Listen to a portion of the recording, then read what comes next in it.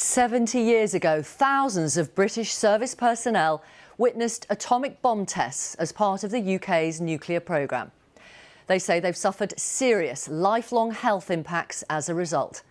And last year, Andy Burnham told Newsnight they'd been the victim of an unacceptable cover-up. Tonight, they urge Mr Burnham, who's on course to become Prime Minister, not to forget about them and to make an official apology on behalf of the British government for what they endured.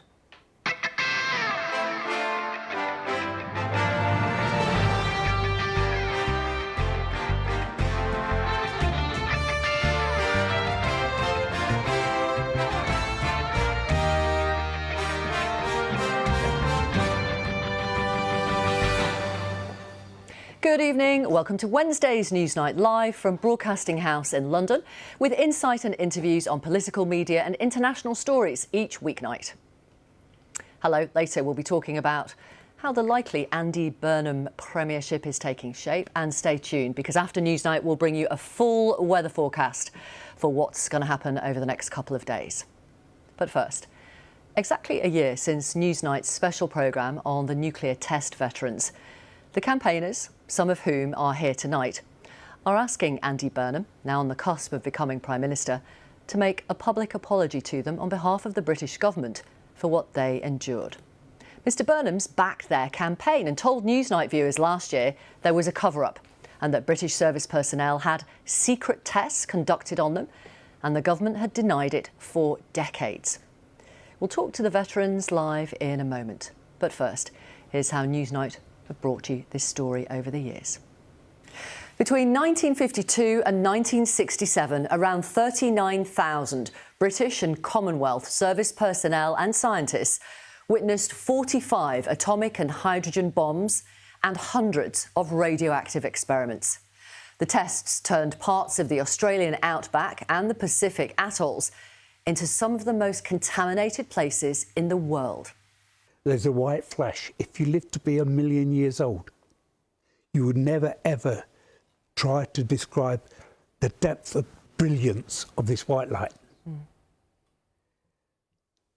You saw every bone, every bloodline, every sinew going through your hands with your eyes shut. A living X-ray. The next order, get up and run into the clearing. As you look down the range, there's this boiling, humongous ball of flame going up in the sky. There's a big, thick, black line hurtling toward you. It hits you, it throws you into the ground, it burns you. Bone cancer, bowel cancer, skin cancer, brain cancer, leukemia, heart disease, stillbirths, and generational birth defects are some of the medical conditions suffered by some of the survivors and their children. They believe this is due to the tests, though independent studies commissioned by the Ministry of Defence found no valid evidence to link participation in these tests to ill health. John, you and your wife had a little boy, Stephen, in the years after, in 1962, and at 4 months old, your Stephen died in his cot. Who do you believe is responsible for your little boy's death? Without a shadow of a doubt, it was the MOD's experiment they did on the nuclear veterans. Exactly a year ago, we asked the man who could be our next Prime Minister, Andy Burnham, what should happen when he appeared on Newsnight. Well, it's heartbreaking to listen to it, isn't it? You know, why, after all of these years, should they have to sit here tonight and have to plead for the basic truth about what happened to them? This country prides itself, so it does, about how it treats veterans. But how does any politician who'll be at Armed Forces weekend coming up, you know, issuing statements about all of the support for veterans, how can they not think that those words just ring hollow if they do not follow that up by acting on everything we've just heard on the programme tonight? And I'm afraid that's the reality. You know, this cover-up continues. This is, like infected blood, a criminal cover-up on an industrial scale, and only Parliament can overturn it. Right. And you believe that it's down to this Parliament. It has to happen in this Parliament, or else all those politicians in the House of Commons in this Parliament are complicit in the cover-up. Well, John and Brian said it. I mean, you know, time is not on their side, and I'm sure they won't mind me saying that, but it isn't. Action has to be swift. And the question is, you know, we've overturned injustices recently, you know, Hillsborough, infected blood, post office. Why has this one got the firmest of lids on it? And I think it's because it goes to the heart of the British state. You know, they could blame a police force for Hillsborough, the NHS for blood. They could blame, you know, the post office for, you know, the post office scandal. Here, what has happened is that at the heart of Whitehall, British policy was basically a preordained policy, systematic, brutal policy to put tens of thousands of British servicemen in the line of radiation without their knowledge, without their consent, without personal protective equipment. And then they conducted secret tests on them and then denied it for decades. And the thing that Steve Pearce said, you know, that had then terrible, devastating consequences for their descendants, for children, for grandchildren. I mean, it's unbelievable to me that we're still here. And it reminds me of infected blood. It took me 16 years in Parliament to get to my final speech when I realised. But I plead with current members of Parliament, don't get caught up in the officialdom with all of this, and don't just send your letters and send your replies to your constituents. Look into it. Do something about it. The evidence is there if you search for it. Back the full Hillsborough law that should be coming before Parliament soon, because we need a duty of candour so that the good people in the MOD and elsewhere in the government can actually break out of this situation and say, you know what, there is an unacceptable cover-up going on. So I just, you know, say to all of my colleagues in government, do the right thing. Listen to what our colleagues have just said. This is Armed Forces Week. Very powerful, do the right thing. OK, let's speak to the nuclear test veterans Robert James, Brian Unthank and Alan Owen, co-founder of the LABRATS campaign group. And Alan is son of veteran James Owen. Gentlemen, welcome. Brian, welcome back, I should say. Thank you very much. Now, that was a year ago. Yes. Andy Burnham talking on the same programme as you. He is on the cusp, we're told, of being Prime Minister. How do you feel about that? Well, as we know, I've met Mr. Burnham about 4 times. I found him a very nice fella, easy to talk to, and seemed quite straight. He's been a very staunch supporter of the LABRATS, and my hope, against all hope, is if and when he becomes Prime Minister and he gets into the Parliament, he will stand up at the lectern and say this government owes an absolute humongous apology to all these service and civilian personnel who were on the bomb tests and all their descendants who we've lost, caused by the fallout of these bombs, and not kept pushing it under the carpet. Robert, if Mr. Burnham does become Prime Minister, he will have so many things to deal with. Are you hopeful he's going to stick by you? Well, first of all, congratulations to Andy Burnham for being elected MP and his aspirations to become Prime Minister. And us in LABRATS would look to Andy to stop kicking the can down the road and eventually bring our cause to fruition. We're looking for recognition and some form of compensation. And it's been dragging on and on and on and on. We hope Andy's the man to do it. Come on, Andy. Alan, you would echo that? Absolutely, yes. I mean, I've met Andy lots of times. He's attended a seminar with us in 2022. He's done lots of fringe events at Labour Party conferences, and he's been really, really positive. But I also met Keir Starmer in opposition, and again, he was very positive. And then we've had a succession over many, many years. These guys will tell you that when they get into power, they seem to drop off.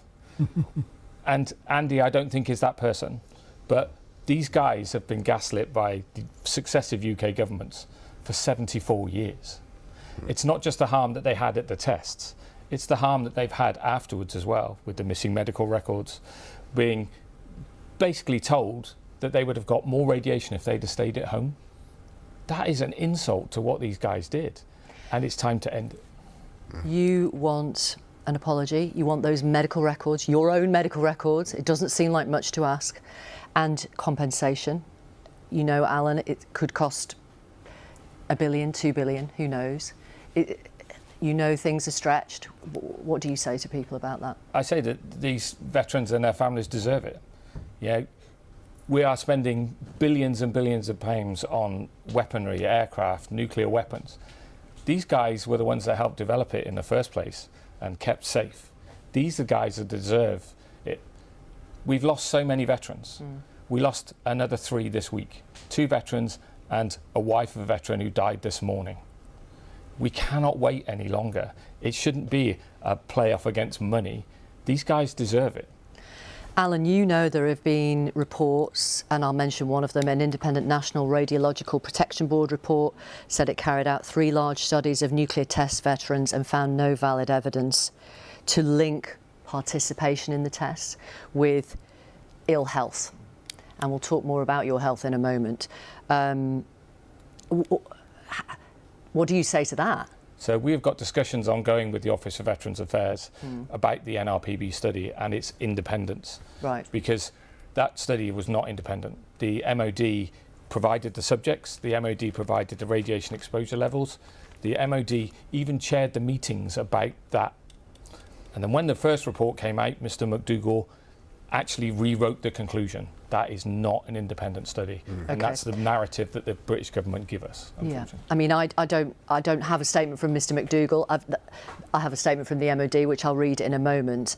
Brian, since I've met you, you have been undergoing chemotherapy. I know you're okay with telling our audience what that's for. I have bladder cancer. This is about the 4th time now, and I'm on week 3 of my chemo tomorrow. And it's a bit tiring, and it makes me go to the toilet a lot more often. But I'm getting used to it. I'm finding ways around.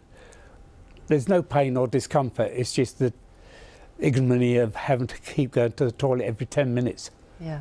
And you told me before you've had something like 98 different skin cancers on your body. And that's why you say, of course, that is linked to the radiation that you experienced. Yeah, my dermatological consultant, Colonel Perrott, when he met me, he asked me why I've got so many cancers, and I told him. He said, it's the ionising radiation. What else do you expect? He said, of course that's the problem of your illnesses. And I've got another 2 started on my back. So I'll have them by the October. I hopefully get them out. Okay. Robert, you too have been diagnosed with cancer, haven't you? Yes, I have, yeah, and blood cancer. Right. Okay. That's not confirmed yet until I've had a bone marrow extraction. And how That's the blood cancer. How are you? I'm fine at the moment. I've not started chemo yet. Right. They're going through. I'm jumping through all the hoops to, so they make sure my body's ready to take it. So yeah, I'm good at the minute. Yeah. And Brian, you're 88? And a half. 88 and a half. And Robert, you're 88. I'm 88. Right. There is literally no time to waste, No. is there? No, none at all. Alan, Andy Burnham supported the WASPy women. We know that. And he said in recent weeks he would stick by them because they, quote, deserve some recompense for the unfairness. And not long after he said that that wouldn't involve a cash payout. His team have told us, we said that you were coming on the programme, they said no comment for now. What is your message to Mr Burnham this evening?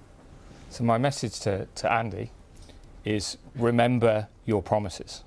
Remember your pledges. You've sat next to me and made those pledges. You've looked me in the eye and you've made those pledges to me and to veterans. When you get the top job in the country, you will have the power to end this scandal. 74 years, you can end it. The missing medical records report that we've discussed before is ready to be published. It's ready right now. Whether Keir Starmer does that before he leaves or Andy does it when he comes into power as his first thing that he does. But that's what he needs to do. The longer he leaves it, these guys won't be here. That's the simple fact. They won't be here. If you want to stand there and say, I've ended it, and shake these guys' hand, along with John Morris and all the other veterans, you need to do it now. Because these guys won't mind me saying it, but if you kick it down the road for another 2 years, chances are they won't be here. Okay. That's the reality. That's the reality. Alan, thank you very much for coming in. Brian, thank you so much. Good luck with chemo. Thank you. And we'll I'm see. getting used to it. Yeah, yeah. It's a tough one. It can be brutal. Robert, thank you very much. We appreciate it. It's very nice to meet you. Thank you for inviting us. Can I just say before we finish, can I thank the BBC, the staff, Caris and yourself for all the help that allowing me to come and speak out, especially on behalf of these guys as well, because without you, we've got nothing. There's very few people who stand and listen to what we've got to say. So a million thank you to you, the BBC and the staff. Well, Can I just say that the BBC Newsnight, as you probably know, want to come to Salisbury Hospital to monitor all the programme I'm going to receive for cancer. for your treatment, yeah. And yeah, that's me. Salisbury come with you? Hospital's agreed to it. Yeah. They're up for it, so Okay. All right. it's appreciated. No, thank you. Thank you very much, Good Robert. publicity for the hospital because they're very good. Salisbury. Absolutely. But thank you for allowing us as well, because it's, Yes. you know, it's kind of like really private stuff, so thank you. Thank you so much. The MOD gave us this statement following questions raised about the nuclear test veterans' medical records. Ministers commissioned officials to review the information held by the department, and the findings will be published as soon as possible. That's Sorry. Brian. That's Brian chuckling in the background.